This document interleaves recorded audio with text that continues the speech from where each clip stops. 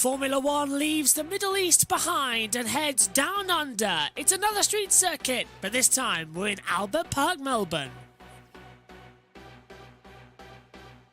So it's the third round of the season. So far, Red Bull have been the dominating force, winning race 1 and race 2. Now we're in Australia, followed by Azerbaijan in a month's time, and then Miami. Back to a road course for Emilia-Romagna and Imola before Monaco, Spain, Canada, Austria. Then we go over to the British Grand Prix in early July, as well as Hungary and Belgium to the summer break. Then Netherlands, Italy round out the European season. Singapore, Japan, Qatar then take us through, followed by the Americas races, the United States, Mexico, Brazil and Las Vegas, and the season rounds out back in the Middle East in Abu Dhabi. So Max Verstappen leads the drivers' standings on 44 points, a point clear of Sergio Perez. Alonso is on 30 points, but it's Sainz and Hamilton tied for 5th on 20 points, too clear of Russell. Then it's Stroll, Leclerc and Bottas and Ocon rounding out the top 10.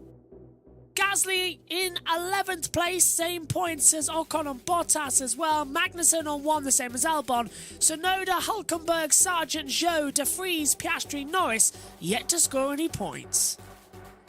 In the Constructors' Championship, Red Bull lead on 87 points to Aston Martin and Mercedes, both on 38. Ferrari have 26 points, Alpine on 8, 4 clear of Alfa Romeo. Haas and Williams on 1 point, no points at all though for AlphaTauri, and alarmingly, McLaren in 10th.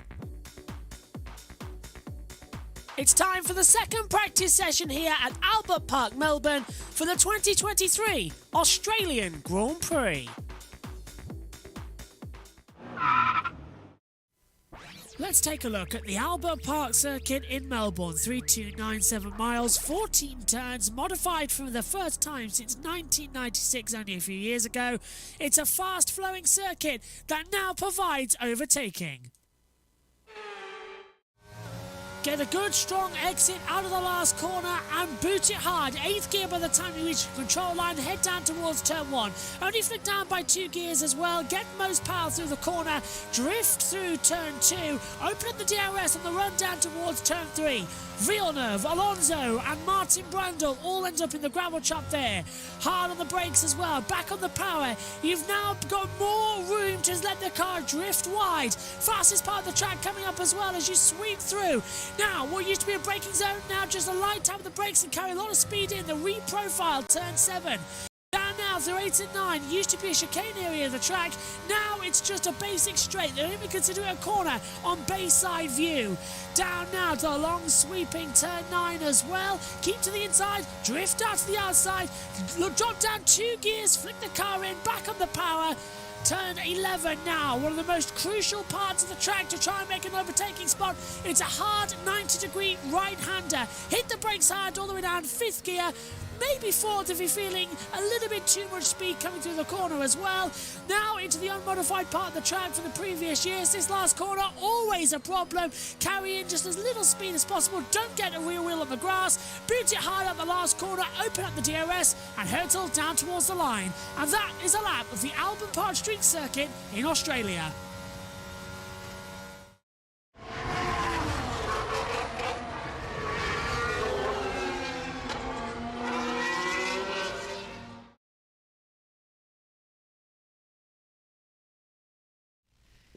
And hello everybody and welcome to the second practice session for the 2023 Australian Grand Prix. We're all set to go. We've gone through the night and everybody now is feeling just a little bit like, oof, well, we can't do any more. But alongside me will be Synthol. He'll be joining in a few minutes. But Jess is with me once again.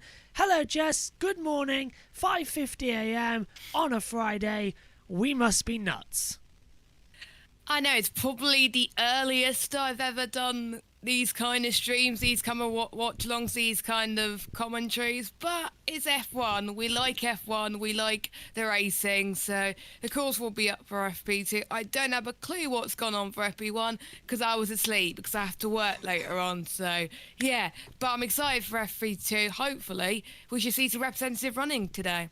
Well, I'll catch you up then. If anybody was missing free practice one, we had unfortunately 2 red flags. The first red flag came due to a GPS issue and the FIA timing monitors crashing and going down. It resulted in around about a 5 to 10 minute red flag period. Then at the end of the session, Logan Sargent's turbo crashed out, literally just ran out of steam. So he unfortunately stopped at the side of the track with 4 minutes to go in the session, and we never got any further running. So that's what's been happening. It was Verstappen fastest, Hamilton second, Perez third, Alonso fourth in the opening session. So not much has changed, and don't get too excited about the Mercedes pace either. Going forward, it's still a lucky lap because no one else is able to complete a lap time going forward. But Jess, just coming into Australia, it's going to be extremely different to Saudi. Saudi was fast, open, blind corners. Australia, it's a lot more confined in on itself, a lot more tightly packed, but they've added 4 DRS zones. Overtaking's going to be quick. And also, we've been seeing throughout the sessions today, of course, F3, F2 and F1, the cars are struggling to keep it on the track to begin with. So we're in for a journey into the unknown. Yeah, because even though there was a lot of changes last year, obviously we got turn 9 and 10 the long straight. The extra DRS zones, I think it's going to add a bit more complexity to the race. They would have had to practice in a lot of the simulations as well, and of course they're going to have more rubber with more of the support races being held as well. So I think that it's going to add some challenges. They can't lose time during this practice session. They absolutely cannot, because tomorrow is where the real thing kicks off with qualifying, and if they don't get their act together today, they're going to have a long night ahead of them figuring out what setups they need to do and changing stuff like that. And I pray to God that McLaren get their act together for this weekend, because A, I like McLaren, it's one of my favourite teams, and B, it's Piastri's home Grand Prix this weekend. Yeah, a local interviewer as well said to Danny Ricciardo in an interview, you're back at home with Red Bull and you're back in Australia, it must be good. But have you seen on social media, people have been saying McLaren 0 points, Danny Ricciardo 0 points, they're on the same coming to 2023. It's quite alarming, isn't it? 2 races in, 2 separate bits of bad luck from McLaren, and it's cost them the best possible start they could have had with a Mercedes engine in the back of their car going into this season. It is a shame, because you can see the other teams doing well. The drivers will be probably a bit frustrated, especially Lando Norris, who's been in the team for so long. And I keep talking about the fact that where would he go if McLaren are not doing well? But Lando Norris, I believe, is tied to a long-term contract. He's in for the duration. But Daniel Ricciardo was like that, and that didn't stop him from obviously leaving the team. The team had to buy him into to get him out of the contract. So what's stopping Lando Norris go to another team? McLaren's good at all the sponsorships, good at the commercial stuff, getting other teams involved, but I think that they need to be good at the other side as well and start getting back to where they belong, get where Lando Norris deserves to be, getting podiums, getting wins. I mean, Lando Norris is a championship winning driver, he just doesn't have the car to do so.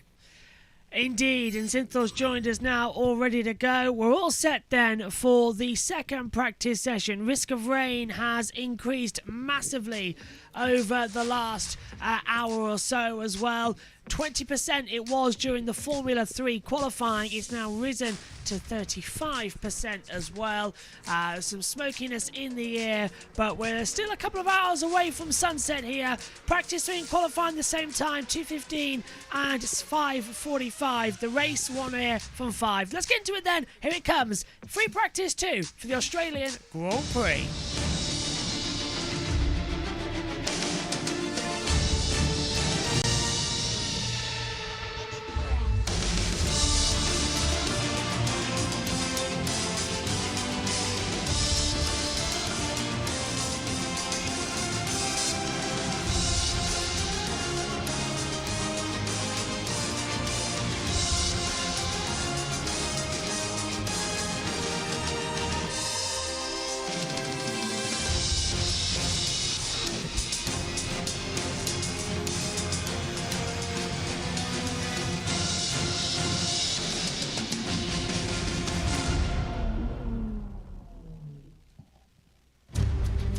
It's all set to go then. It's the second practice session for the 2023 Australian Grand Prix here at Albert Park in Melbourne.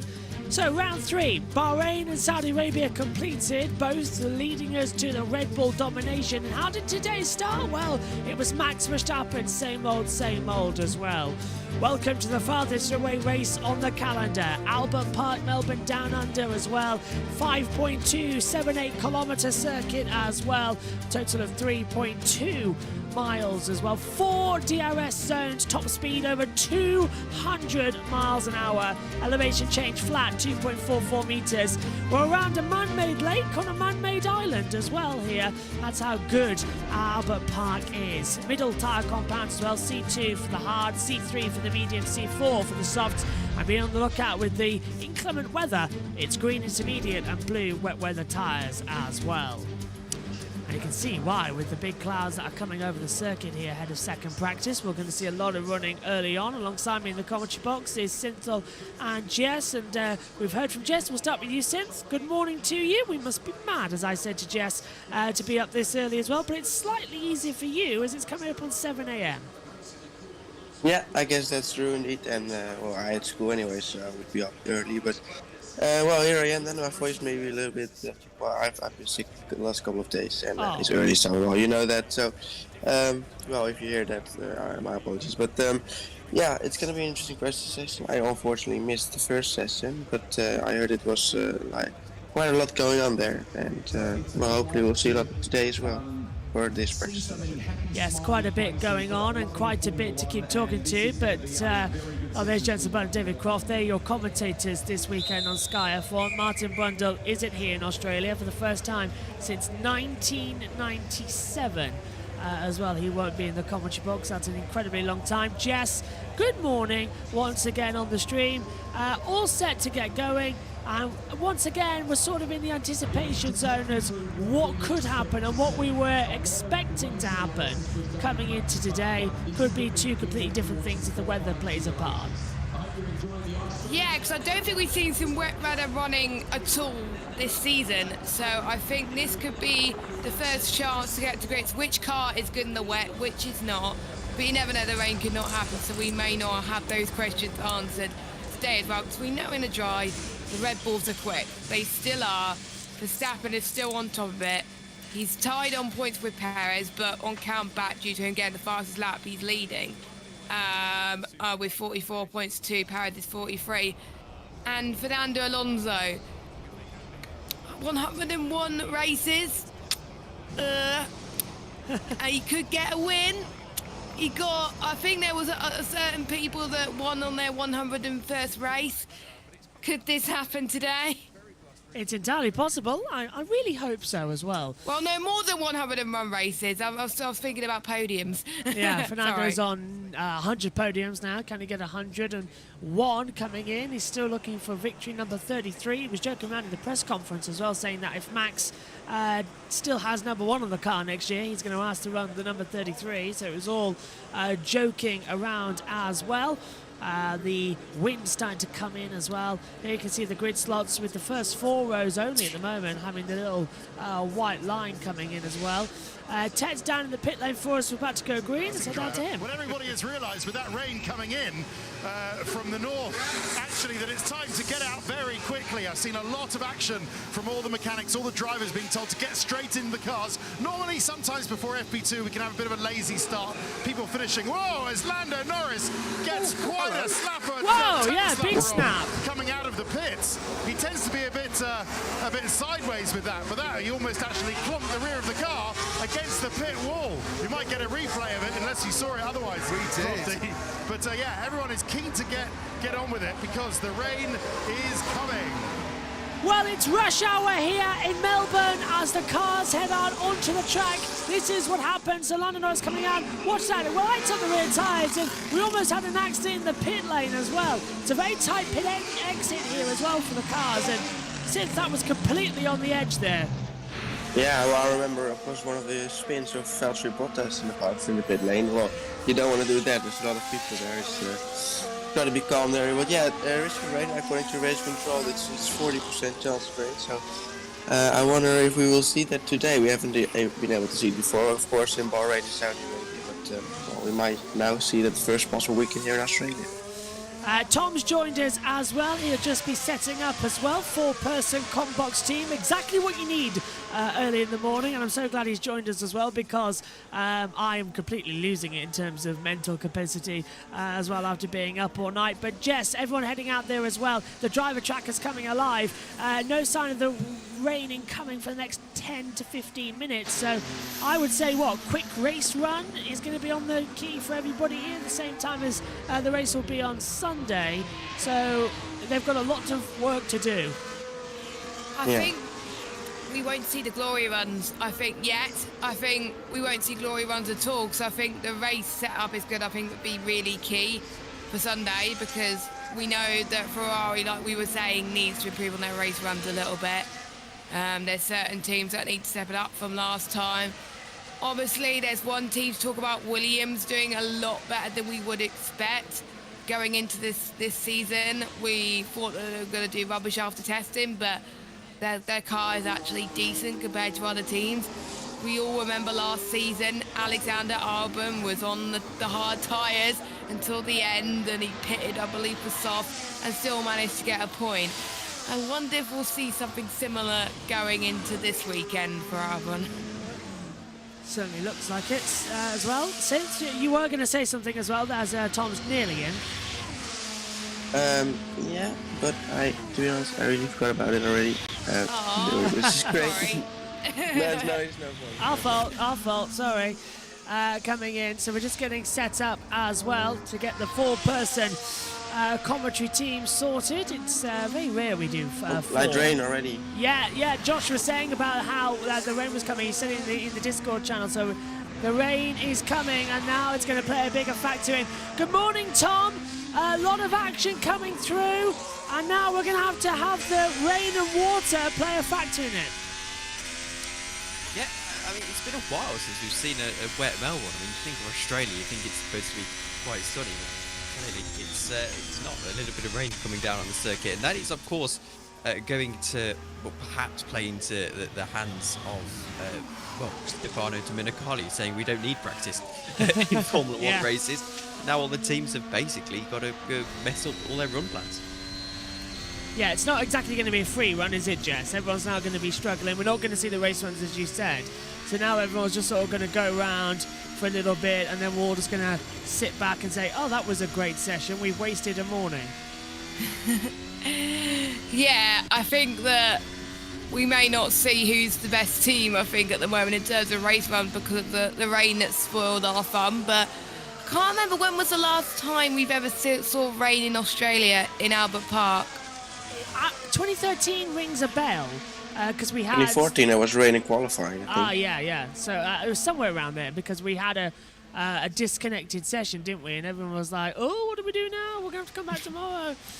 And it was actually really ugly situation having to filter all that in as well. So we're nearly getting everybody in on the Comcam as well as they come through. And Alexander Albon losing time, but so is the Williams out there. So everyone's struggling a bit, which is what we were sort of expecting, but kind of wishing wouldn't happen. So my question to you, Tom, is if you're the first one here, that I can ask as well. Do you think that we're going to be in for a more exciting qualifying as a result of having wet, disputed sessions, as we're now all on the Comcam? Here we go. Woo. Well, I think it slightly depends how much that rain affects it.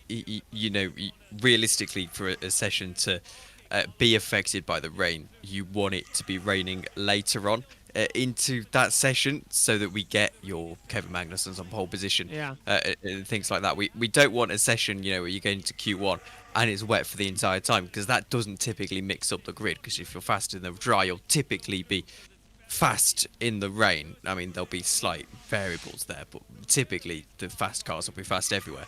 So you want it where you want the top guys being caught out. So I think if the rain's unpredictable, then it will be an interesting session. Karoon's down turn 1. And they're having that little snap of oversteer. So the cars would seem to be more sensitive to the wind, like the Mercedes. are really not very comfortable. Lewis doesn't seem confident with that first turn in, doesn't seem confident to pick the power up as well and just have the car underneath him. The Red Bull, on the other hand, is giving the drivers all the confidence they need to attack that first apex. There's a little bit of camber in the road, and it does suck you into that inside curve. Here comes George Russell. He seems a bit happier with his car. Lance Stroll in the Aston Martin, he, right from the outlap, is looked very happy to start attacking it. I think the Ferraris are running a slightly lower ride time. You see, oh, here we go. Max Verstappen across the grass there. Oh, he's lost it. Yeah, second mistake. The drivers, when they turn in and the wind gets behind them, they're having that snap, as we saw Max do on that lap and go across the grass. We actually saw Lewis do that a few laps earlier as well. But yeah, it's tricky for the drivers out there, especially as the wind has really picked up since this morning. Before I go, Crofty, Perez got it. I just want to show you Yes, mate. what an unbelievable crowd is here in that grandstand down. This is a Friday, and the grandstand is absolutely rammed. There are nearly 100,000 people here today, I believe, and there was a huge for young Oscar Piastri when he came out of the pits first time around. So Logan Sargent's not getting much running in as well, neither is Alexander Albon. But I just wanted to pick up on that, was Max Verstappen making a mistake down turn one we saw on board with Karun Chandler, because we haven't seen that on the world feed yet. But once again, that's his second mistake. He had an oversteer moment coming through turn 5 and 6 earlier on through the car park section, lost the rear of the car, and flat spotted his tyres on his fast run. It's Alonso fastest on the mediums on a 1:18.887. Sainz second, Verstappen third, Leclerc fourth, Perez fifth on the softs.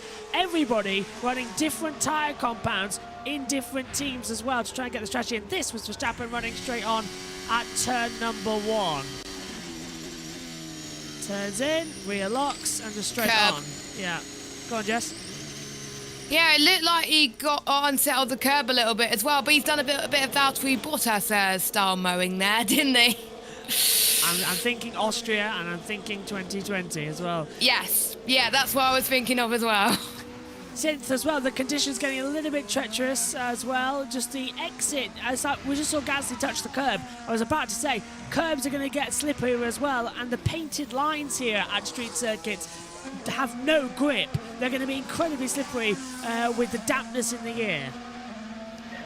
Yeah, definitely, and just some slight rain. What was it say, Russell? I think around turn 3 there was maybe some light rain. So yeah, it's going to be a bit slippery, and I think we're going to see a lot more cars potentially running off and down in turn 1, and maybe some other corners as well. As I think McLaren said, Oscar, that to Piastri that there was some rain, expecting rain in about 20 minutes.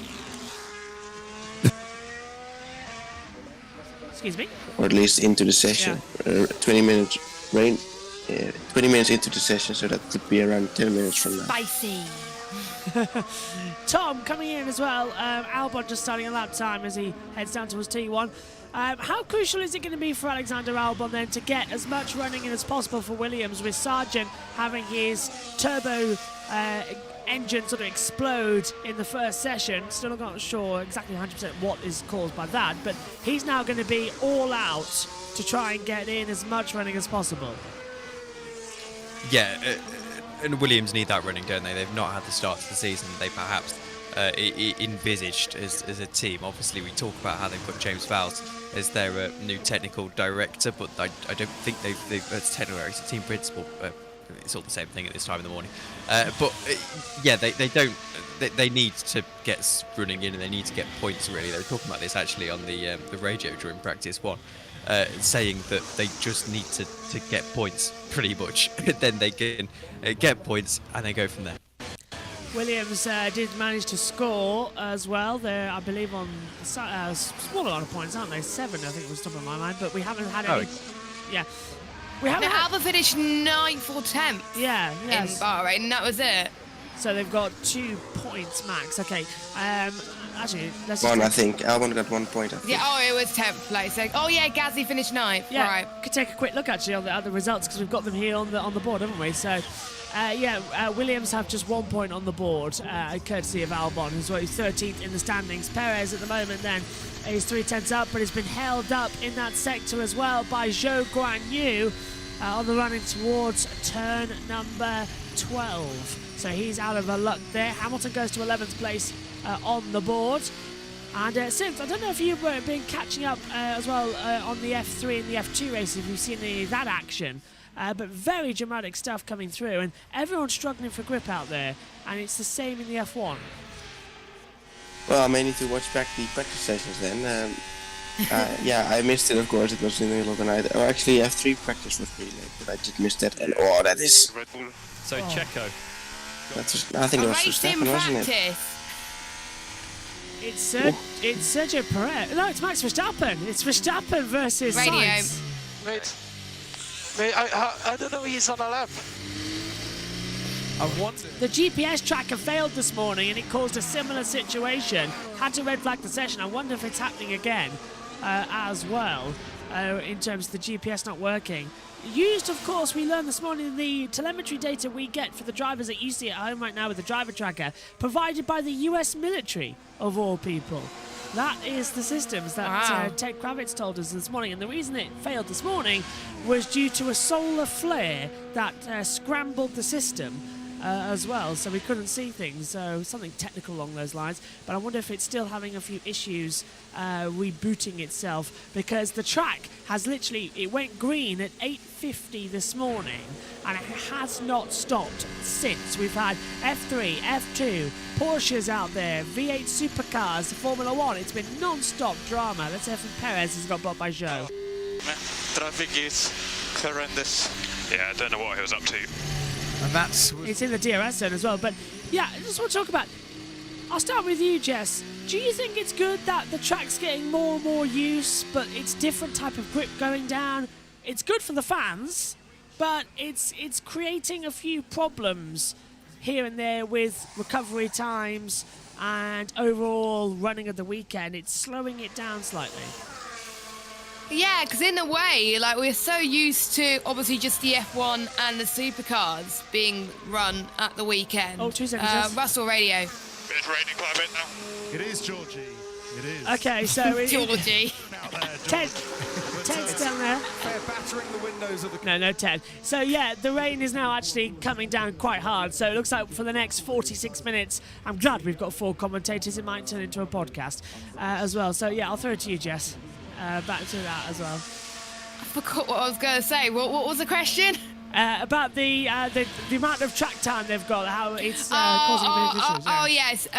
We're just so used to having the F1 and the supercars being run on a weekend. Now we have F2 and F3. It's going to be a different experience. They're going to find, I think, different uses of the track grip, as it were, as well, because they're not used to having that much grip, because no F2s, no F3s as well. So, and there could be instances all throughout the weekend with the support races because they haven't had the experience. So I think it's going to throw some different scenarios and situations, and they probably got to, if they haven't done any much simulations, they may struggle a little bit. We're seeing, I think, one of the Hasses on the track at the moment. Kevin Magnussen is about to start a lap on the medium.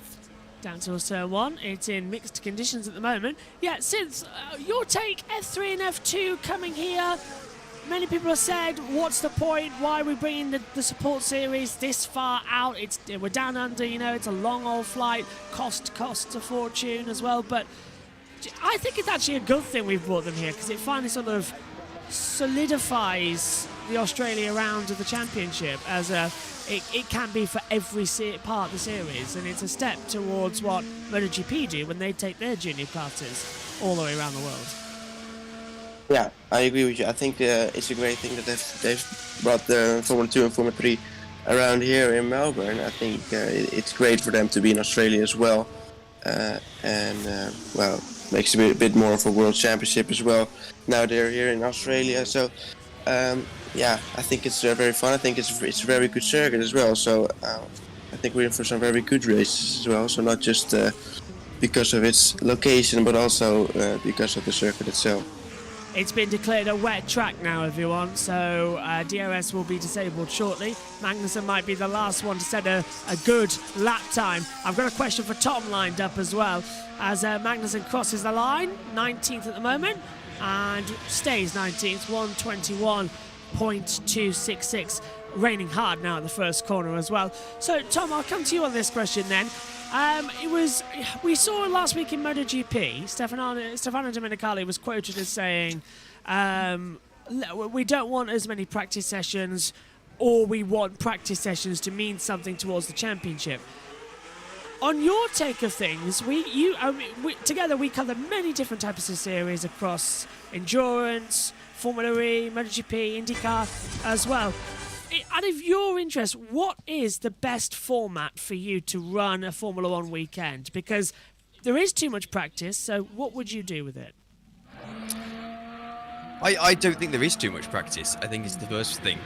Although I was thinking about this throughout the night, actually, because they were talking about this on the radio, and I'm trying to get some sleep. And, well, I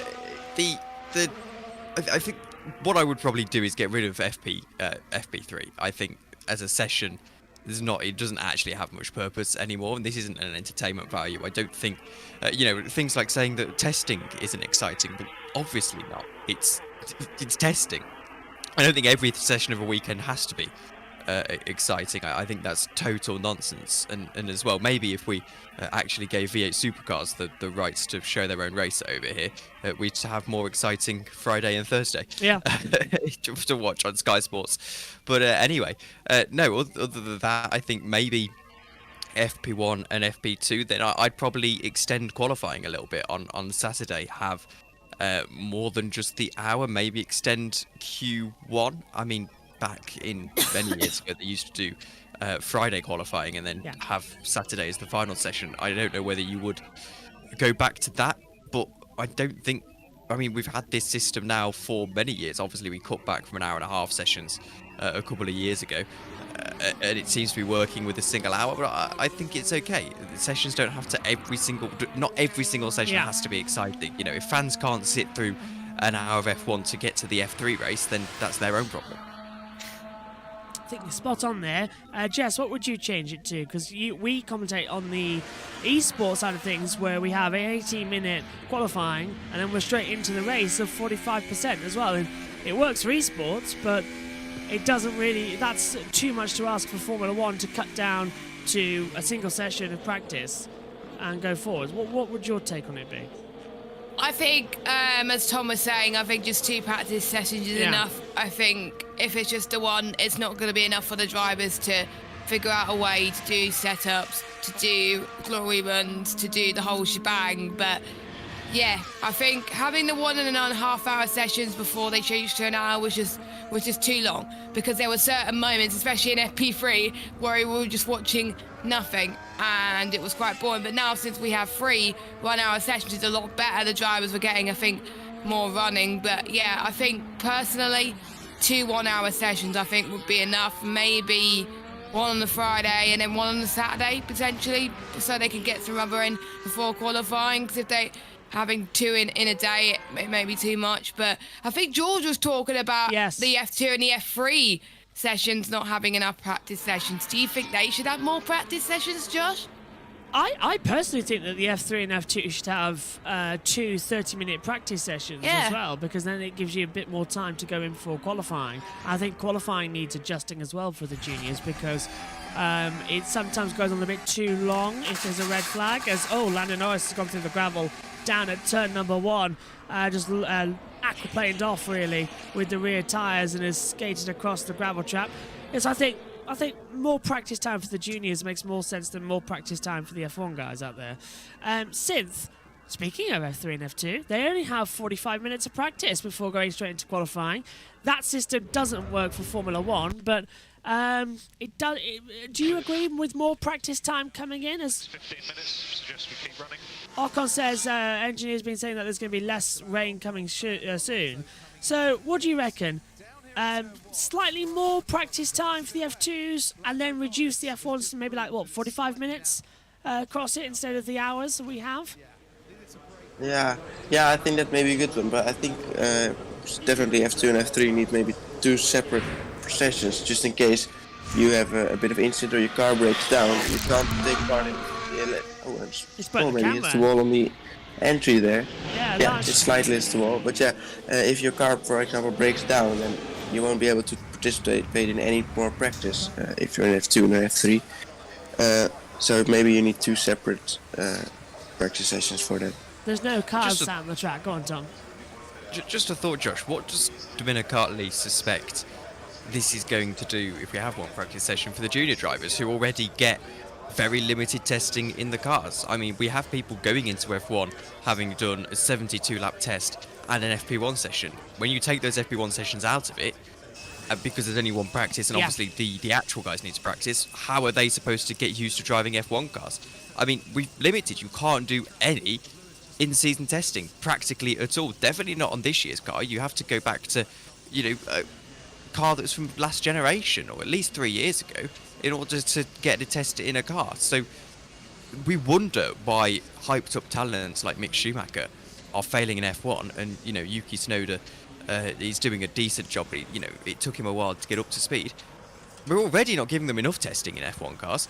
How can we expect them if now we get rid of FP1? Yeah, and that's a very important factor as well, isn't it? Because every driver does have to give up their seat on a Friday free practice 1 session at some point this season. And it hasn't happened yet. We're expecting it to happen more in the European stages of the championship as well. But if we do remove the session, as Stefano Domenicali says, it's risking a denurturing of the upcoming talent, as you say, more, because there is no testing. You get 3 days split up between you in the current regulations, which means at maximum you get 1.5 day in the new car, especially if you're a rookie, and then you're expected to jump in to the first race weekend. And practice isn't like testing.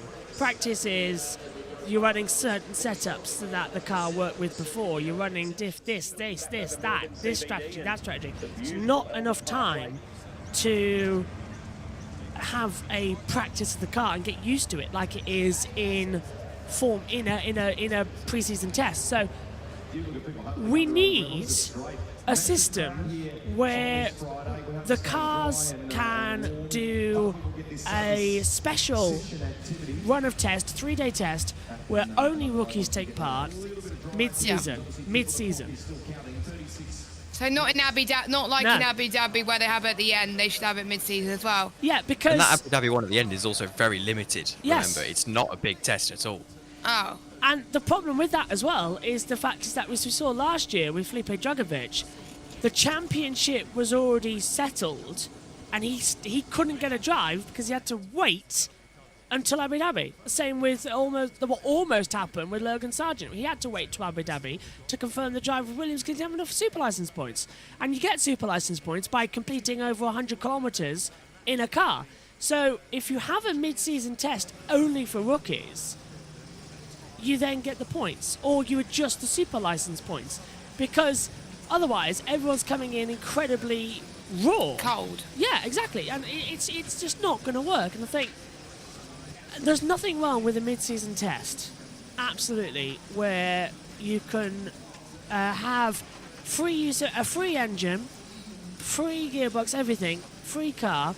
You get 3 days, only allowed rookies, and out you go. And you get some super license points, you get some experience. Because otherwise, Formula 2 and Formula 3 are going to die off, and we're going to lose the next generation because nobody's going to have enough testing time in the car. It's sink or swim. And is it the F1 teams? I'll come to you on this one, Sid, actually, because you're quite good at this one.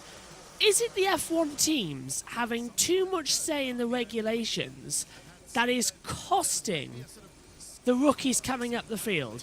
Is it the teams that are now negatively impacting the image and the spirit of Formula One? Yeah, well, it may be. I mean, there's not a lot of room for rookies anymore, and for feeder series drivers to easily make their way into Formula One after they win the championship as well, which is a shame. We've seen, of course. which now finally Oscar Piastri, of course, being in Formula 1, but he should have been there last year. And things like that maybe should become easier for them, for at least the Formula 2 champion to maybe have a guaranteed seat in Formula 1. Yeah. I think that's... where would you put that guaranteed seat? The lowest denomination team maybe that season has to take them, so that those who finish last in the championship must take the rookie, the F2 champion. Is that something that we can enforce? Yeah, I guess so. I think that may be a very difficult one as well, if you think about it. But well, maybe if there's no room for him, then that rule could apply. I'm not. Yeah, it's a very difficult one to think about, but it should change. Russell Radio. George is silent. Ferrari have put softs on, surprising. It won't be surprising when you get out the track, George. Yeah, I was going to say, if anybody knows Albert Park in the damp, it's Jenson Button, who won here in 2010 in very similar circumstances. Best win of his career, I think, that one as well, even ahead of Monaco. Canada. Oh, well, yeah, all right, Canada maybe, but I thought Australia was the beginning of all that. Canada, okay, was his best win. That was top JB. That was my favourite race. My favourite race. Well, to play devil's advocate, was it his best win? Because he made it very, very difficult for himself by crashing into his teammate. And I would argue that your best win. I would argue your best win is the one where you don't crash out your teammate. That is a good point, Tom. But if you think about Australia 2010, he pitted early, went off the track, and then was 5 seconds a lap faster than everybody else. Russell again. This level of rain, I reckon 10 minutes inters will be viable. Still a little too I'm just going to hazard a guess as well. Definitely not slicks. Good Just going to hazard a guess as well, JB. I know that No one's going to use the intermediate tyres though, Well, because they're going to need Russell's them on the before it. inters now. Is he? Oh, right. Is okay. he? Yeah, he is. Yeah, that's why it's so good. It doesn't look. No, he's on hards, he says. Is he on the track? Yeah. It says intermediates on the On the F1 app, TV. at least. Yeah, he's Oh, right. yeah, it does on the Inters. T-feed. Yeah. So Russell's gone out there on intermediate tyres, which is bold considering the fact that if it's a wet qualifying tomorrow, which looks incredibly likely, you'd like to keep a set of those intermediates as much as possible. You only get 4 sets of inters, but the FAA stewards can allow an extra set of intermediate tyres per car if there is inclement weather for practice 3, which, judging by the radar, we might get an extra set of those tyres commissioned, and especially considering that if they use them in this one, you get one back, so it's effectively you use one, you get it back. I'm looking on board with him now, and he's on the inters. But he's just pitted now, I think so. Maybe well, we just reconnaissance did an outlap. lap. Yeah, little lap on his inters, but it's clearly not Sainz. wet enough for inters. Rain increasing up. Whoppa. weather forecast from Carlos Sainz. He sounds like an umper-lumper out there, doesn't he? Right. That's what he said. Yeah. So, Sainz is saying it's raining harder. Russell is on the intermediate tyres, as Synthel said. I can see it on my monitor up here in the comp box as well now. Yeah, well, he's back in the Well, pits he now was. anyway. Yeah. He was. So, everyone's going to come straight back in. Here's Charles Leclerc. There's no point Oh. going like this. Yeah, and Leclerc's having trouble. This is one with Carlos Sainz nearly went off the track at turn 13. Leclerc's doing the same thing. Rain's very heavy now on the pitch straight here at Albert Park. So everyone's going to come into the pit lane and a new set of tyres. Well, end of the first part of the session then, guys. And it's pretty much the fastest times of the day. And it's Fernando Alonso who tops practice 2. Yeah, Leclerc was, and Sainz were both really struggling there, weren't they? I was about to say that before Leclerc actually interrupted and told us himself. But no, they really struggling, which was a surprise because the track looked pretty decently dry. So, if anybody has any good ideas about what to do in the session, please let us know, as track surface slippery is in track sector 18 as well, so it's coming into the last couple of corners. Well, this is a fine way, and I tell you what, I'm now more looking forward to the Formula 2 qualifying that's coming up after this session, because that's going to be absolutely insane. They don't have intermediate tyres. They only have wet tyres. So who's going to go on the full wet tyres, and who's going to go on the slick, soft compound tyre? Yeah, because they don't have Venters in F2, do they? Nope. So it's No, going to be only got incredibly West. close. Yeah, I wonder how it will be later on. It should try out maybe a little bit, as Ocon is on the track now, I think, on intermediate. So, well, at least we got some running. Yeah, so they'll do a couple of scrubs. Perfect recall there from Dio now as well, saying SHT says Australia 2010 had tons of drama.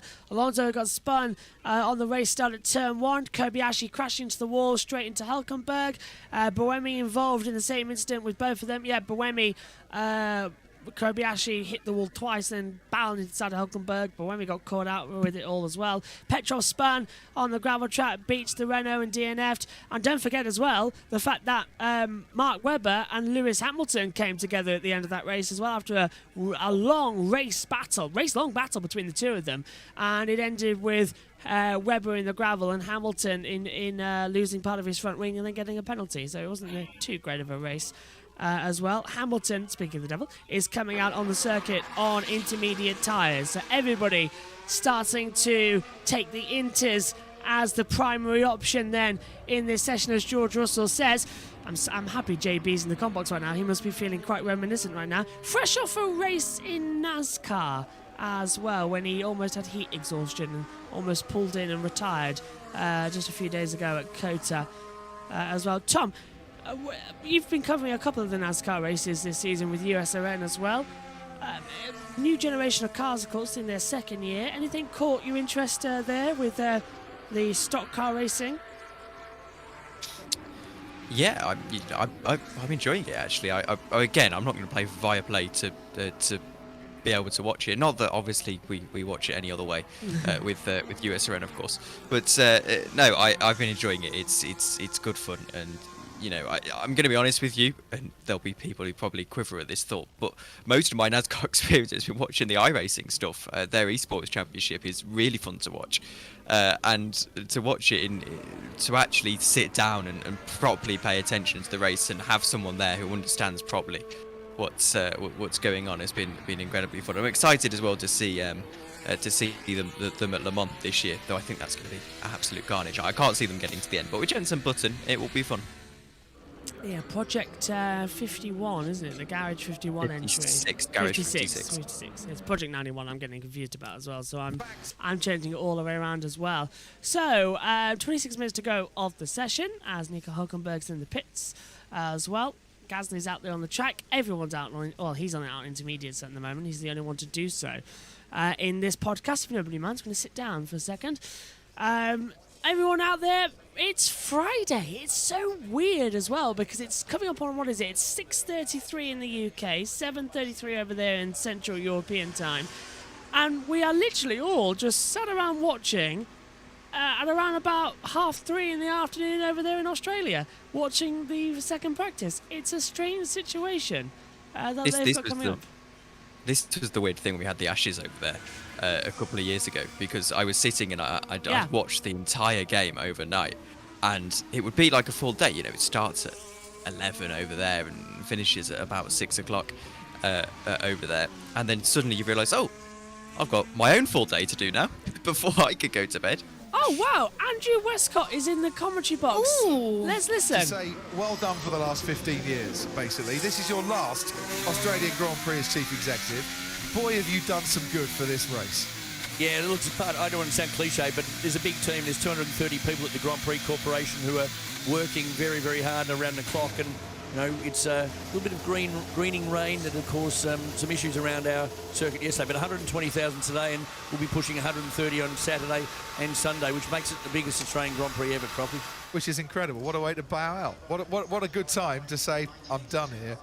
Yeah, well, he got 3. Ross Brawn had some championships. That was one of the best years of our lives when Brawn came out and stole the show that year. But it's going to be a big weekend, and we love Aussie fans. Well, Aussie fans love Aussie sportsmen and women. Ash Barty in the tennis, and lots and lots of people. Oscar Piastri is one of those ones, and he's homegrown Melbourne, and his go-kart track is 10 kilometres, what's that, 6 miles, down the road. Yeah, well, I've been out and about quite a bit this morning, and there seems to be it's a really lovely atmosphere out there, and 120,000 people. That's what you'd get on. That's more than what you'd normally get on race day here. So F1's in a really good place, and I think people come into Melbourne and Albert Park because this is such a special race. One, because the facility looks fantastic, I have to say. It's the best it's looked since I've been coming in. I've been coming in for a lot of years, since 2000. Yeah. It looks really good, so well done for that. But also because of the atmosphere. It's such a great atmosphere at this track. So many fans of not just the homegrown drivers, but also of the sport as a whole. Do you not think? I do. We love sport in Melbourne, and whether it's the starting off the season in the tennis, but in coming along here, it's international sport, and the fact that we've got 29 nationalities across Formula 3, Formula 2, Formula 1, we're a very multicultural city, and that just appeals to so many people, as does obviously the glamour of the sport these days. So when do you start building the track? When do you start work on an Australian Grand Prix? This year, because of the extra grandstand build, we went from 39,000 to 46,000 seats. That includes the button stand at Turn 8. That started on about the 3rd of January, but the track itself, the physical concrete barriers, debris fences, that started the 3rd of February. Here's Verstappen's radio. Yeah, it's definitely raining here. You can't do anything about the weather, sadly. 4 seasons in one day, Max. In 1 hour. Yes. That's how it's been so far. So you start 3rd of January, and you build everything up. How many people does it take to put on an Australian Grand Prix? During the build, we credential 4,000 workers to put it together. In the peak, it's about 1,500 per day. So you come along, you feel how proud you are on a Saturday afternoon if you've done some mods in the garden. You can come along and there's a grandstand or a marquee or a facility built, and it wasn't there this morning. So it's immense. Fantastic. And I hear I have a grandstand. You do, and it's if you and Crofty go down there to say hello to the fans, the capacity will go from 1,598 to 1,600. So there's an incentive on your track inspection. I tell you what, we get a better view than we would in the commentary box. I quite fancy doing the race from there. What about you, JB? That would be great. I mean, I love the way it is at Turn 8, and my first year in Formula 1. That's basically why I ended up facing the wrong way in practice. It was, yeah, I remember that. I remember that as well. As a young lad, 20 years old, and I binned it right there. So I started the race at the back. So yeah, that's thank you for that. Well, and it's a bigger capacity stand than Damon's stand and Sir Jackie's stand. And one thing Sir Jackie said is that he thought it was the first time he'd ever had a grandstand named after him. Because of all the safety improvements, he cost a lot of the really European circuits a lot of money. He said, the last thing they were going to do is name a stand after me. Can you name the commentary box after me? Is that all right? We love Matthew Walton, who builds the circuit, and he'll move the location of this next year because that gives him something to improve after I leave the business. It can be the David Croft Darts Club and broadcast compound. David Croft Darts Club. If that is happening, I'm not coming next year. And to let the viewers in on this, Andrew and I have been in constant negotiations about putting us down at Turn 1 for quite some time. But this year you've surpassed yourself. Ted Kravitz, you'll like this. We've got a schnitzel van right outside the commentary box called Schnitty Schnitty Bang Bang. Oh, I mean, seriously, who comes up with these names? Excellent. It'd be even better if they delivered some here, wouldn't it? Yes. Well, the call is out now. So Schnitty Schnitty? Well, we can make that happen. You just got to name the time, JB. And Ted, it is schnitzel weather out there. If that means it's what it's like in the Austrian hills, then yes, it absolutely is. It's coming in sideways now with the wind blowing it down the pit lane. So we just hit a real pocket of rain, and yeah, that's not stopping the drivers though. Everybody's going out now, taking the opportunity now. It's properly, so George Russell was right. It's properly intermediate tyres weather. Everyone's taking opportunity to go out there and get a feel for these conditions. There you go. That's a pretty small umbrella, mate. I think that might blow away from you. In fact, the orange one already has. Okay, cheers, Ted, as well. The rain's coming in straight down now. But always trust a Brit to tell you when it's going to start raining hard. And that's exactly what George Russell has done, as we've got cars out there on the intermediate tyres on board with Oscar Piastri. And I reckon this little rain cell's here to stay. So we're going to be in for a wet qualifying for the Formula 2 following this. It's going to be a lot of fun. Now, Josh has said it is the 70th anniversary of the Australian Grand Prix in Formula 1. And Tom, you did say, am I going mad? How is it 70? Would you like to know and put you out your misery?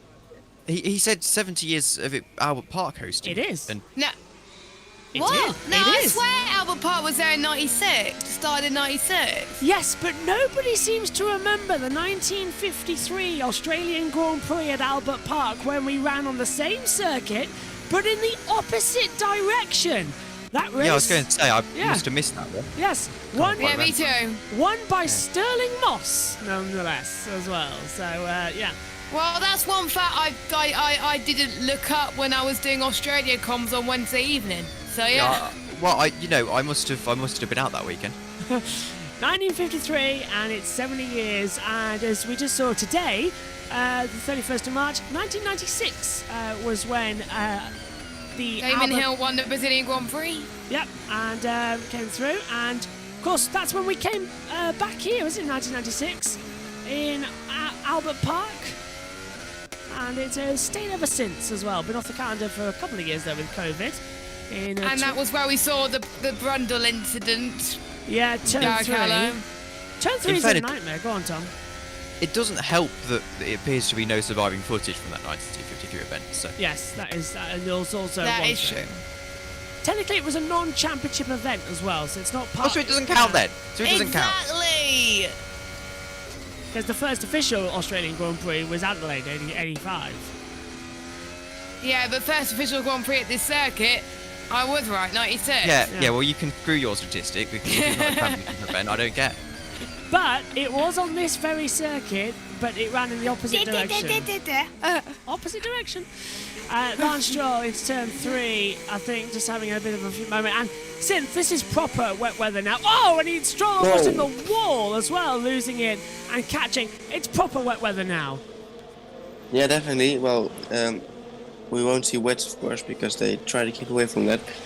But yeah, it's definitely into weather now. So that's some great practice, of course, I think, for into the season, just in case we will get some important wet sessions later on this season during maybe a race. And was there a chance of rain for qualifying as well tomorrow? Yes, there is a chance of rain tomorrow as well for qualifying, and heavier than what we are currently experiencing when they're going out there on intermediate tyres. So it's dry for the race, though, everybody. So that's good. But it wouldn't be Australia. Wouldn't be Australia, and it wouldn't be a second practice session if it wasn't wet. It's kind of how we always experience these sessions as well. We're here at the end of summer, of course, for the Grand Prix. We'll just go heading into the autumn, so the weather starts turning. It's still frantically hot. I mean, air temperature is 15 degrees, track temperature 21 degrees, and the wind's blown up a little bit, 1.6 meters per second as well. So it is closing. But I love it. I love Albert Park, although my heart will always be, I think, in Adelaide. I love Adelaide so much, and I want it back on the calendar. It'll never come, though. Can we start a petition, Josh, to bring Adelaide back into the F1 calendar? Because I would definitely be one of those people that advocates for it. But I can see why Albert Park has been a part of the calendar for so long. And we always remember that drama in 2020 where the Australian Grand Prix never happened due to COVID. Yeah, and saying that as well, Miss Marquez says that it's a pity Melbourne isn't the season opener anymore. It's a much warmer earlier in the year. Summer is short in Melbourne.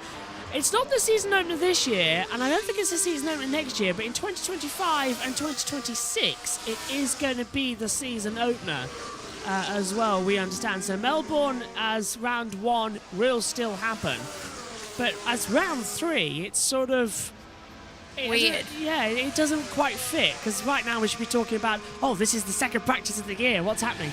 But we've know Red Bull are strong, and it's really going to be reliability that's going to cost them any problems. And someone in the chat saying, and I was wondering the same thought as well, is Jeddah going to be the opener next season? Yes, it is. It's moved right up because of Ramadan next year. And so it's Jeddah, Bahrain, Australia, the opening 3 races next year. What a convenient excuse for the Saudis not have to pay extra money to be the season opener. Yeah. It's really convenient. It was F1 that moved them as well. Yeah, they'd even requested. Wasn't the Saudi Arabian Grand Prix not during Ramadan this year? It wasn't the season opener. Do you know it was? And it wasn't, yeah. Very weird, wasn't it? Ramadan started, I believe, 6 days ago as well. And it's got pre-season testing as well, apparently. no. It's controlled quite often in the same corner. Are you joking me? It's got That's what pre-season Josh testing. said. According to Josh T, so if the facts are wrong, blame him. I don't think it's wrong. I haven't heard anything about Joda having pre-season testing. From my understanding, it's going to be in Barcelona 2 weeks before the season opener. Do you know, if that is true, I have to say that this. Oh no, Josh is right. I can see it on the. Oh wow! It's trying to, but no. So, do you know, this sport really annoys me. The management of this sport It's about really money. is starting to annoy me. But you know, I was having a good couple of weeks actually. I was thinking, yeah, Formula One's back. Yeah, I'm quite enjoying this season, and then immediately it's kind of throwing it all away. Pre-season testing on the street circuit. Are they idiots? I mean, are they generally idiots? They're not going to get some good running on how the car's going to run because there's going to be red flags everywhere. I don't. Sometimes Okay, I so worry. let me just slightly correct myself here. So Ramadan doesn't start every week, every the same Every day. week? Well, obviously, Ramadan doesn't start every day for the same every year. So it's the 10th of March in Saudi Arabia until the 8th of April, which meaning okay, that's 2024. So okay, fair enough. I take it back. I still don't think they should host the start of the season though, and I still think it is a little bit of a convenient excuse when you could host it towards the end of the season like they did in 2021. But anyway, I will correct myself there. Yeah, it's pretty silly to host the season opener just because of that as well. In that case, then, might I suggest the fact that the British Grand Prix isn't held on the same day as Wimbledon's final, because that's a big event for us in the UK to watch Wimbledon.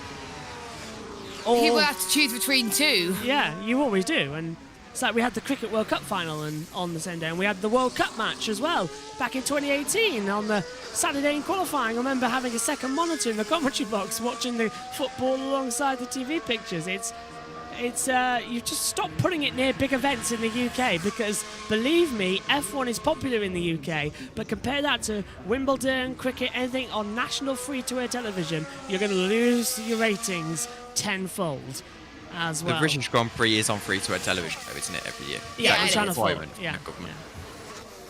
The white lines are slippery, exactly as we were saying earlier on. Hamilton's finding that Oh! Exactly. Has he just proven that right now on cue? That's the second time I've done the Curse of the Commentator in 24 hours. I did it to Tom Roberts yesterday in the PSGL F2 race at Bahrain. But yeah, how dare you? I know, it was really bad. He messaged me afterwards and saying, "Did you have to start talking about me?" I felt really bad. on this note of the Saudi Arabia thing, why are Bahrain not requesting to run outside of the month of Ramadan? Like, yeah, apparently why is they're it fine. only Saudi Arabia that have a Get that luxury. It's a cover-up because they've given them all the dosh so they can have the season opener. It's a cover-up. I understand it's a deeply religious country, but it just doesn't seem genuine. It seems like it's an excuse to host the season opener of Formula One. You know, because you could so easily host it in May or April. Yeah. You know, afterwards. I don't see why you have to have it at the start of the season, and you get pre-season testing as well. It's nonsense to me. I'll ask one thing to all of you, and I'll start with Synth, because we haven't spoken to him for a bit. Synth, we are now in a run where we've had Saudi Arabia, now Australia, then we go over a month's break before going to Baku, then we go to Miami. So we have 4 races in a row out the opening 5 that are street races. What has happened for that to happen? It's unbelievable, because there's barely any time for development because we're racing on streets. It's Formula One, not Formula E. Yeah, we're getting quite a lot of circuits on the calendar, and it's getting more and more, it seems like.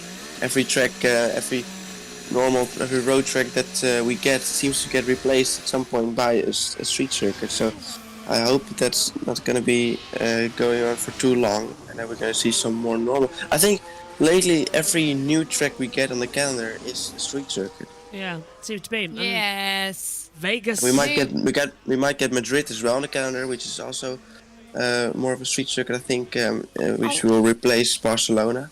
I want to see Mugello and Portimao back. I do. Or Turkey. Last time we raced on the streets of Madrid, though, it didn't end that well. So No, that's probably why they've never gone to Madrid in a long time. yeah, 1970s as well, 1973. Right, Cruz down at the track at 10:10. You know, just getting out there, getting the laps. Of course, what we have to bear in mind is that this is the first time I think they're all running in wet conditions. You know, I think on some of the shakedowns, they're back in the UK, they had some wet running, but actually, and here is the McLaren here, that is Oscar Piastri.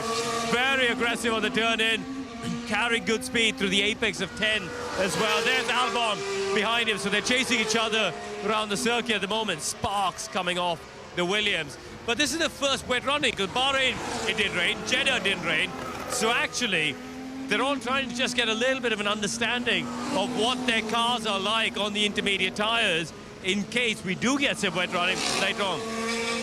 George Russell there in his Mercedes. Now, we're seeing drivers basically using normal dry line. There is only one line through here.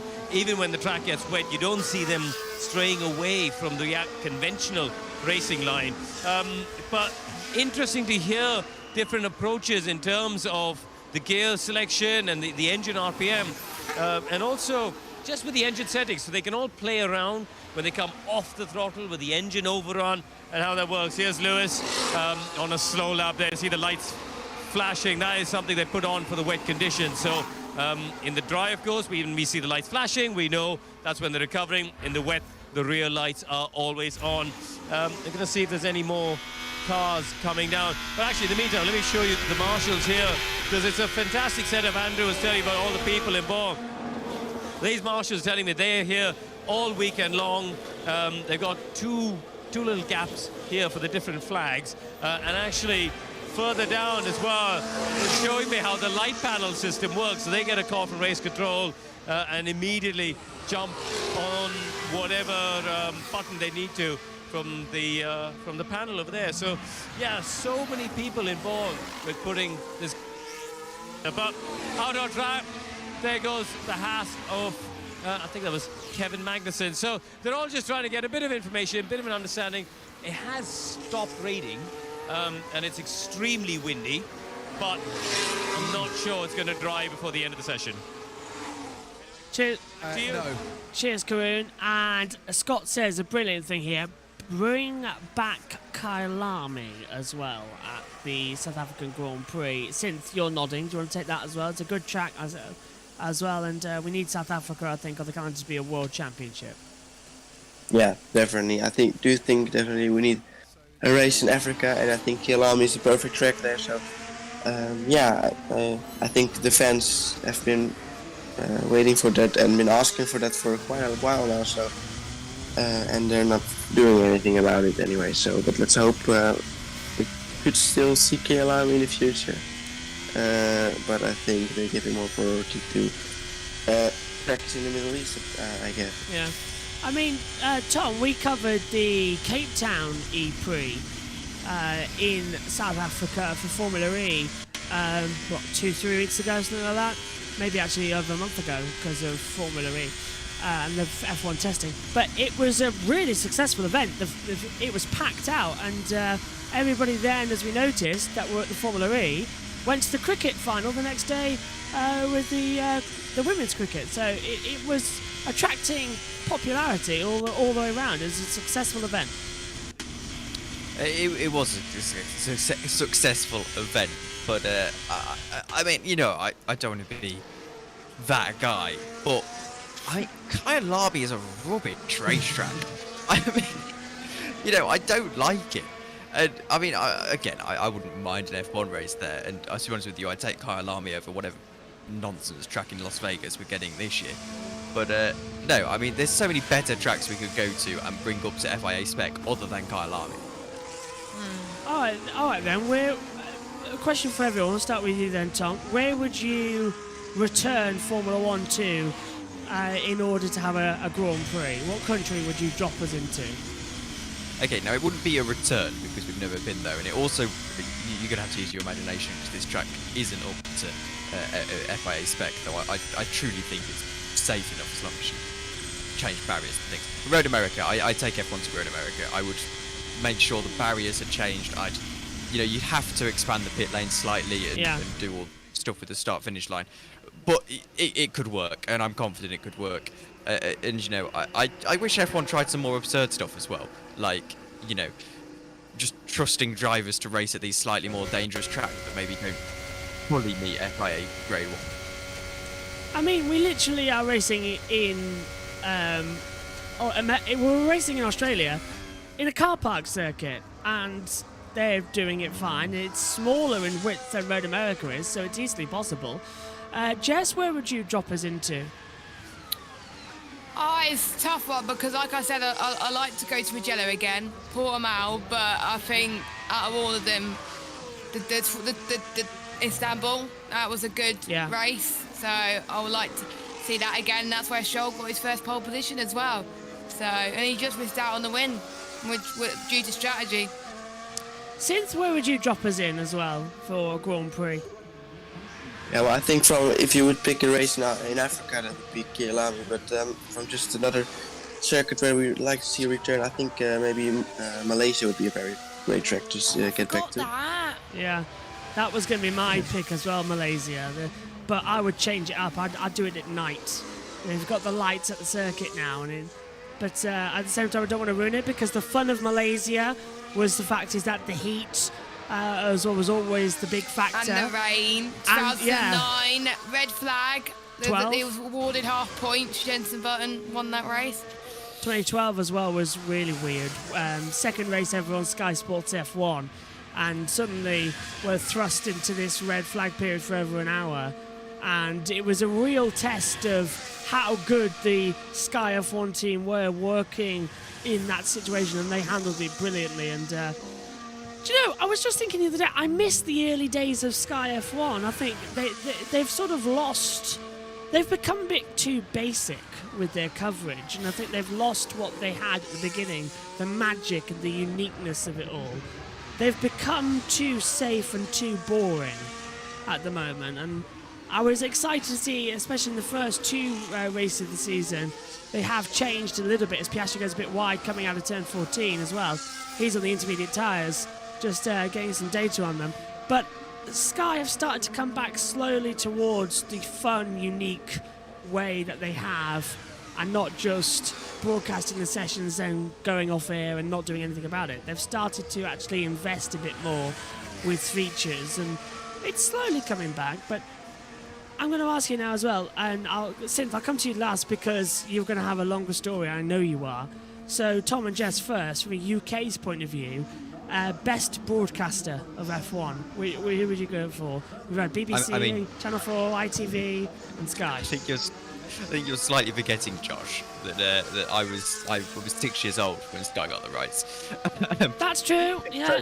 So I vaguely remember the BBC days in terms of I have like slight memories of going into the lounge and my dad was watching F1, and I vaguely remember being around. Apparently I did watch Jenson Button win the championship, obviously. Not quite remembering that, but at 3 years old. But yeah, I like Sky. I don't see problem. That being said, I say I don't remember it. I'd still have always known the chain as the F1 thing, so I don't know where I got that memory from. If BBC was to use that when I was much younger, but yeah, so Sky, I guess, because I only know Sky, really. The chain was only around to the end of 2018, because Channel 4 took it, so not too bad. I love that theme tune. Yeah, that was so good. What would you? I always connected it to BBC. That's what confused me. Yeah, Channel 4 had it as well. They carried it on from 16 to 18, and then when they lost out on all half the races live, they switched to Genesis's theme as well. Go on then, Jess. What was been your golden age? I don't know. I think the first when I was a thing about 1 or 2, I remember watching BBC, but I think I was growing up watching the ITV side of things. Yeah. So and I enjoyed the broadcasting team over there as well. They just made it so funny.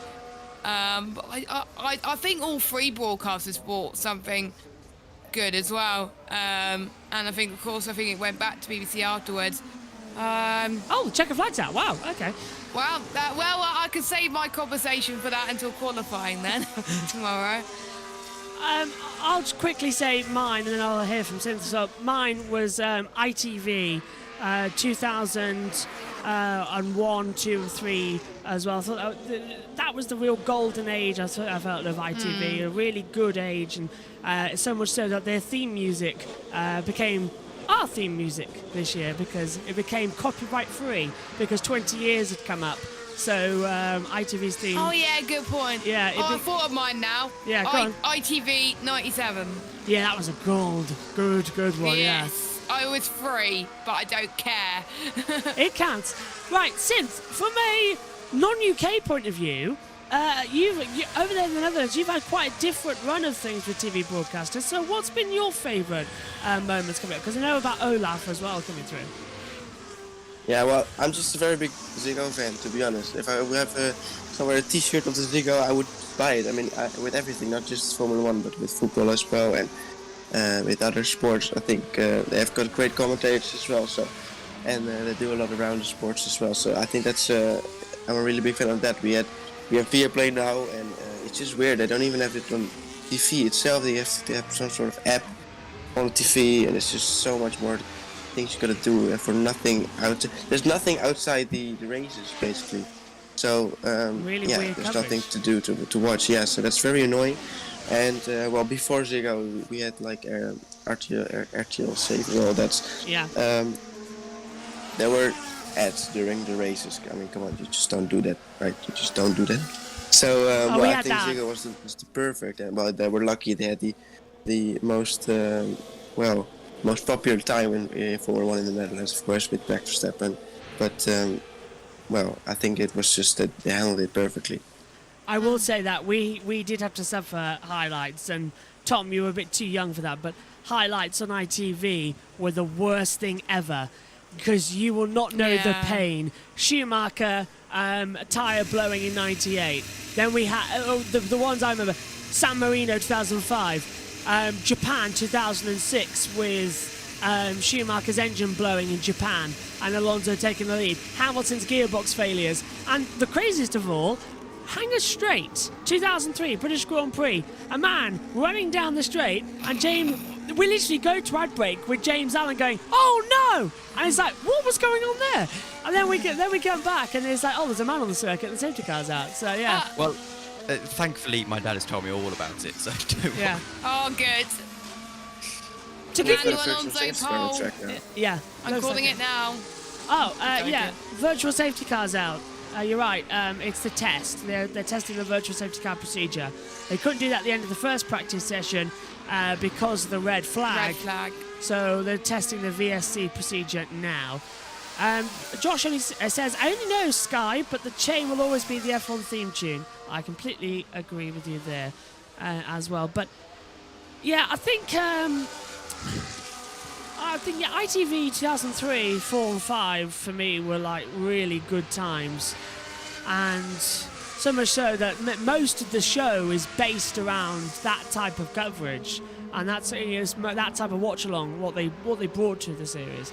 Let's take a quick look then at the results from the second practice session for the Australian Grand Prix. Fernando Alonso is fastest in the dry running as well, 1:18.887.